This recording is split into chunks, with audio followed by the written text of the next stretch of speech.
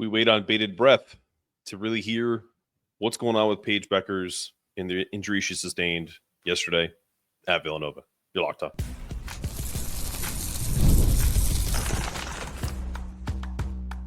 You are Locked On UConn, your daily podcast on the UConn Huskies, part of the Locked On Podcast Network, your team every day. Thanks for making Locked On UConn your first listen every day. We are free and available wherever you get your podcasts and on YouTube, part of the Locked On Podcast Network, your team every day. Before we dive into today's show, just want to take a moment to say how thankful we are for all of you. The podcast has grown so much. Right now, we're the number one college basketball show on the Locked On Podcast Network, and that's because of people like yourself who are listening, subscribing, telling their friends, and it's because of fans like you, because we know that you value great UConn content. We're proud to bring the only daily podcast covering both UConn men's and women's basketball, the hoops capital of the world, and we're thrilled to bring you that coverage because, let's face it, you deserve it. To show that gratitude, we're giving back. We're donating 10% of revenue to the Husky Ticket Project, helping send kids to UConn games and making monthly donations to NIL that we feel make a huge difference. And if you're enjoying the show, take a moment to subscribe, follow, leave a review. Reviews are key. Right now, the follows are great. The downloads are really high, but I would love to see you guys review the show more. Give us some really honest feedback. Thanks again for making Locked On UConn your first listen every day. Today's episode is brought to you by Game Time. Download the Game Time app, create an account, and use the code LOCKEDONCollege for $20 off your first purchase. Okay. It's kind of a somber tone. Geno said at the end of the game that he's optimistic. We'll get to that.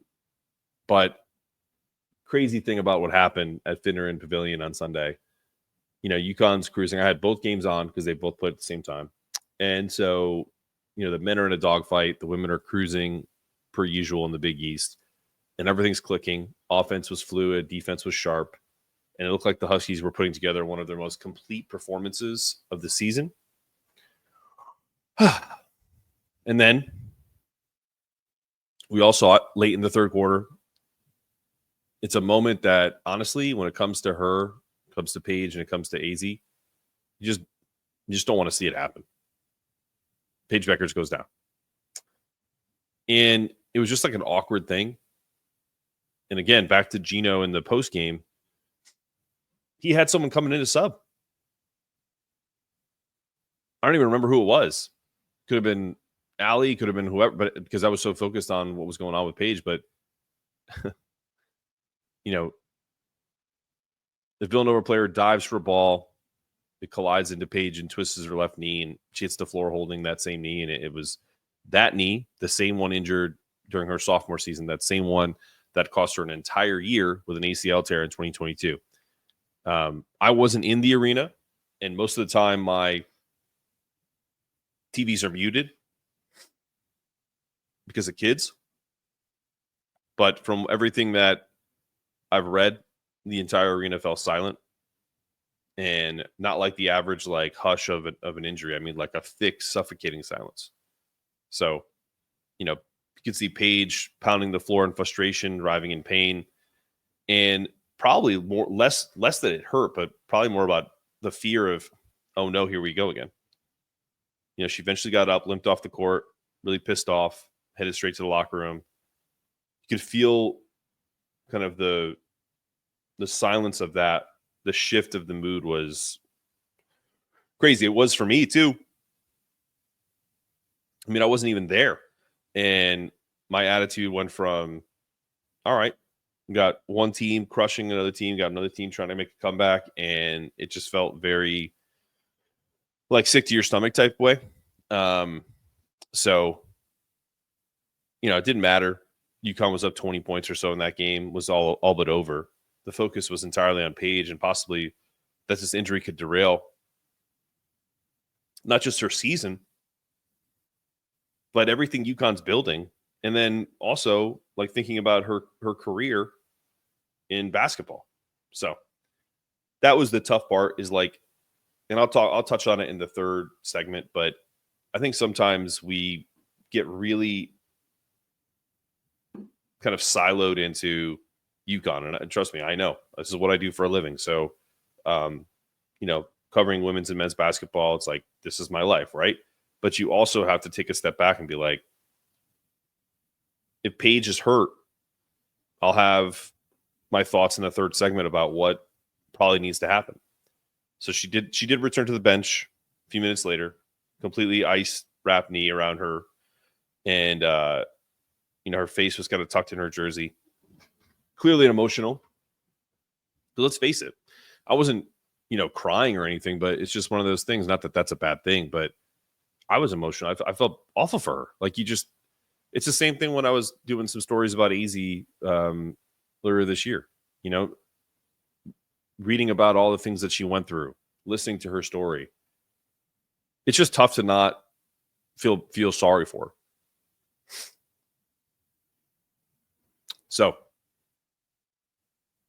there's no official update right now after the game. Geno did his best to reassure everyone. Speaking to SNY, he said, "I'm optimistic that he thinks it's just a scare." If you follow Geno for any amount of time, you know that he's not one to sugarcoat things. So I think when he says he's optimistic, you want to believe him. He says, he compared Paige's injury to Azzi Fudd's minor knee sprain from earlier this season, which caused her to miss 3 games. It wasn't anything catastrophic. It was a weird situation, but it's just one of those worst case scenarios. And I think the image of Paige limping through the post-game handshake line with ice on her knee is just it's a tough one to take because this was her 100th career game. It's not a lot of games in the amount of time she's been here. And she still had 15, 9, and 3 steals in a block in just 25 minutes. And she's just 18 points shy of 2K for her career.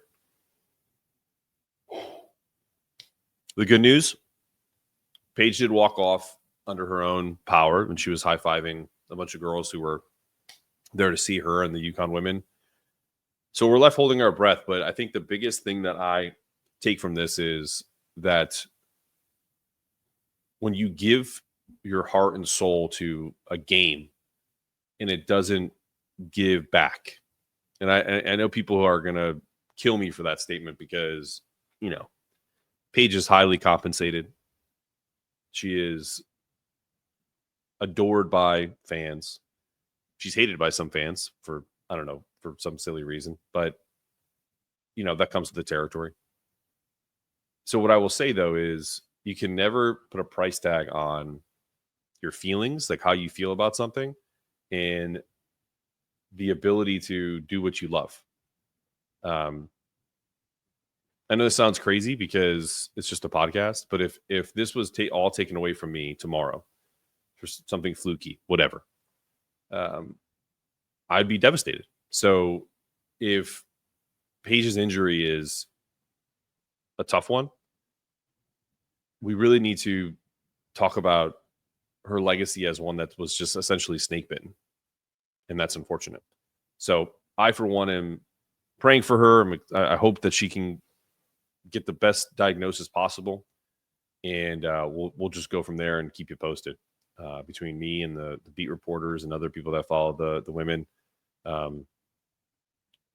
Prayers up for Paige. So we're going to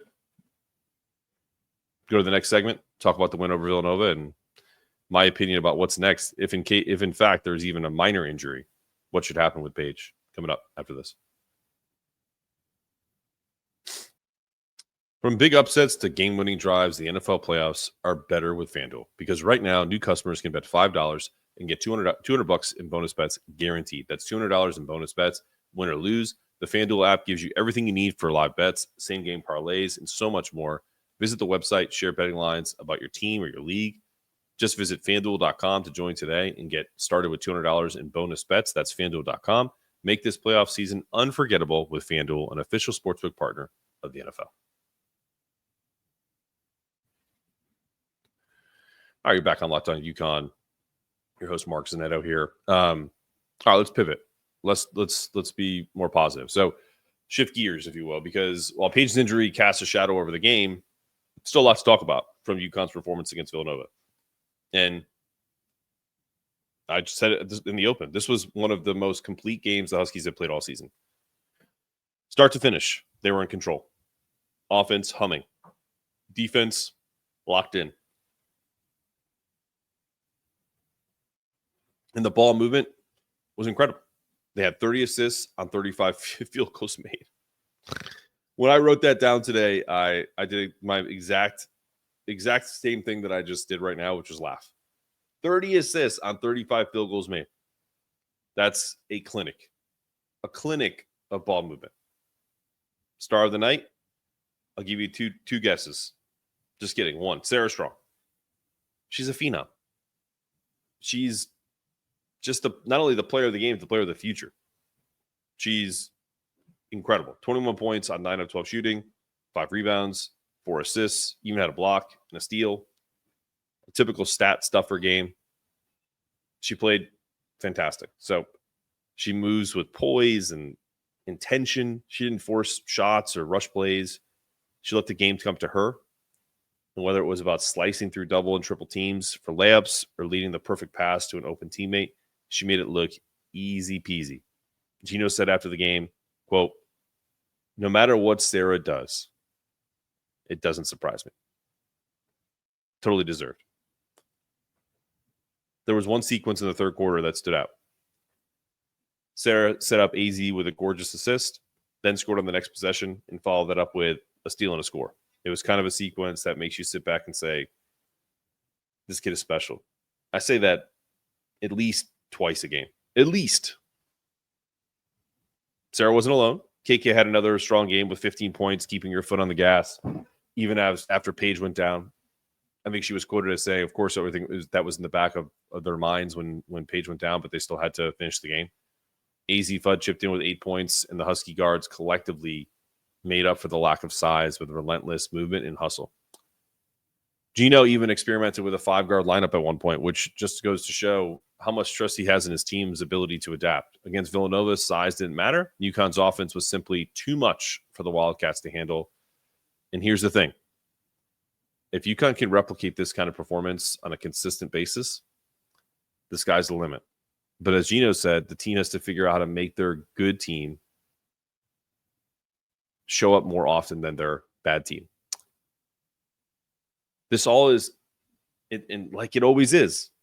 I know people are tired of me talking about it, but now with Paige's status up in the air, Aubrey Griffin, is AZ going to kind of break out of the, she's impactful just by being on the court, as we've talked about, but she's not exactly, throwing darts out there and really upping the production, but that's only going to get better. But when is it going to get better? I think that's the biggest question mark, right?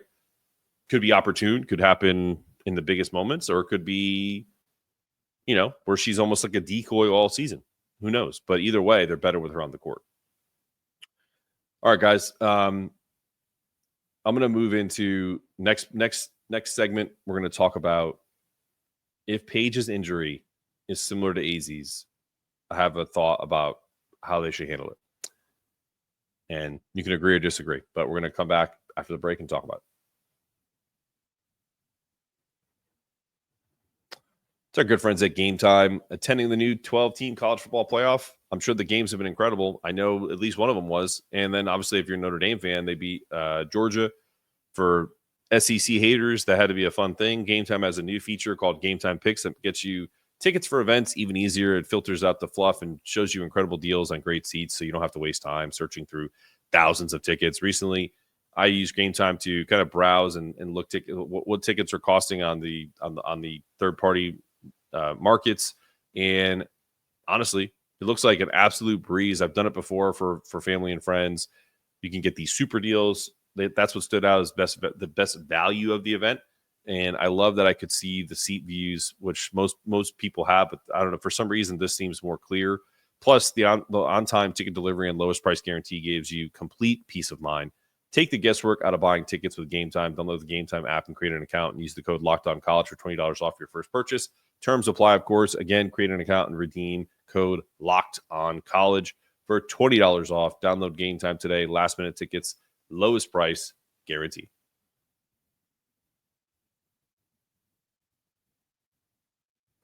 All right, we're back on Locked On UConn, last segment of the program. Big picture. If there's even a remote chance that Paige Bueckers could re-injure her knee, she needs to take the month of January off. I know UConn is going to be cautious. They always are, especially lately with these injuries. But this isn't just about the Husky season. This is about Paige preserving her career, setting herself up for long-term success, both in this season and beyond. She's the projected number 1 pick in the WNBA draft. I know people are saying, well, she has one more year of eligibility. She's not staying around, especially now. She hurts her knee. Like, you're going to give her, so you want another year of college on top of it? She's gone. Like, she's leaving no matter what. So think about what's upcoming for January. With or without Paige, the stretch is easily manageable for UConn. Xavier. UConn can win with their depth alone. Georgetown, same thing. They don't have enough firepower to handle them. At St. John's, a little bit tougher test, but still 1,000% winnable with Sarah, KK, AZ, and others. Morgan Shelley, Caitlin Chen, Ashlyn Shade. Then Seton Hall, the 19th. Huskies should absolutely dominate at home. That's 4 games right there. Even if that's where you cut it off, where she takes 4 games off, I'm fine with that. But if it continues where she doesn't play pretty much for the whole rest of the month, you're talking about Seton Hall on the 19th, dominated home. Villanova, another home game, easily win without her. The only game in this, I think it's 1, 2, 3, 4, 5, 6, 7 game stretch in January, is at Creighton. Omaha is always a tough place to play. But again, they have enough talent to pull this off. Creighton was ranked in the top 25 in preseason, but I'm not as high on them. At DePaul, again, UConn could sleepwalk their way to a victory there. That being said, there's just no need to rush her back. These are games UConn will win, likely with ease, with or without her. The focus has to be on making sure Paige is 100% healthy for games that really matter. February, March, NCAA tournament. So I want us to be less selfish as a fan base and not worry about whether UConn wins a national championship this year. Because when you invest your time and effort into these players, it's about how their outcome as people. And I think right now, and as basketball players, obviously, and I think one of the things about Paige is her future is uncertain right now. She's got to be pissed off that her knee is hurt. I don't think she's going to have a major injury here. I really don't, knock on wood. But I will say there's just no reason to risk her long-term health for a few conference games in January that you can win with your backups. Think about it. What's more valuable? Paige playing a handful of games in January or a fully healthy Bueckers leading UConn through the NCAA tournament, potentially beyond? It's a no-brainer in my opinion. And I think Geno and the staff have taken up this, conservative approach lately because of unfortunately, all of the experience they have with dealing with injuries. The good news is that UConn has depth to make this plan work. Sarah is special, playing at an elite level. KK is stepping up right at the perfect time. AZ can carry the scoring load, or maybe she gets a little more. The only thing that scares me about that, though, is that if we put more onto AZ, does she re-injure her knee? Like, it's just like I feel like this team cannot catch a break. But with those pieces in place, UConn could stay not only competitive but dominate without Paige in the short term. So I really do want her to take her time she needs to heal, whether it's a week, a month, whatever. The priority has to be her health, because a healthy Paige Bueckers in March is worth far more than anything that happens in January. And as Geno has said, anytime you have Paige Bueckers, you have a chance to win a national championship. So let's let her focus on healing and not worry about rushing back. All right. I know it's tough to potentially see Paige on the sidelines when maybe she could be playing, but she needs the rest. I think the patience is the absolute key here. And again, this is a big if she is hurting, and there's a slight chance of re-injury, just take the time to heal. But maybe she's fine. Maybe this is all just me projecting. we weren't wrong about the Liam McNeely injury when we talked about him having going to miss about 3 to 5 games. It turns out it's going to be more like 6 or 7. So you just sometimes have to bite the bullet. It'll only make the team stronger, and you can have more peace of mind to go full throttle down the stretch. Because for both of them, think about, I know it's not the same, and Liam is not the decorated player that Paige is, but they both are going to the pros next year. Just to be clear, that's the correlation. You don't sacrifice the player for your program because they're not going to be here next year. And more so with Paige, she's given so much of the program already. You have to do right by her. All right. This has been another episode of Locked On UConn. I'm Mark Sinetto, asking you to stay locked on, stay connected, and remember, it's not just about getting it done. It's about doing it in a way it can't be done any better. That's our goal every day. Go Huskies.